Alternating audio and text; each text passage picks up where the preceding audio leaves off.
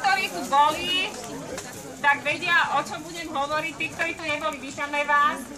Trať je teda nezmenená. Pôjdeme odtiaľto, otočíme sa doprava, potom na červenú značku, potom doľava,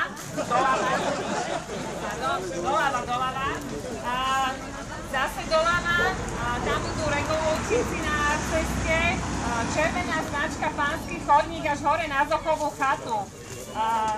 Pred parkoviskom sa opäť stočíte doľava, tam budeme mať regulovčíka. Vybehnete hore vľavo na zjazdovku, pôjdete pozdĺž zjazdovky, potom sa napojíte na modrú turistickú značku. Je to dobre značené fáborkami bielo-červenými a na zemi sú takéto šípky s múkou.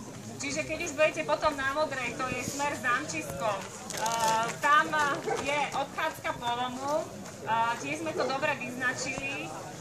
Potom sa napojíte na žltú, modrú, Zamčisko a dole vlastne zo Zamčiska po modrej behnete k vodárni, potom sa prejde k potoku a vlastne tuto už vybehnete von na okružnú a bude tu posledných 800 metrov vlastne asfaltu.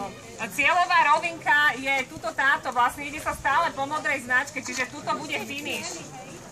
Takto ako vlastne štartujeme, tak tuto budete dobiehať do cieľa. Čiže ešte raz sledujte tieto 5, 8, 7, Miško, poď preč. 6, 5, 4, ešte. 3, 2, 1, štart! Nech sa vám darí!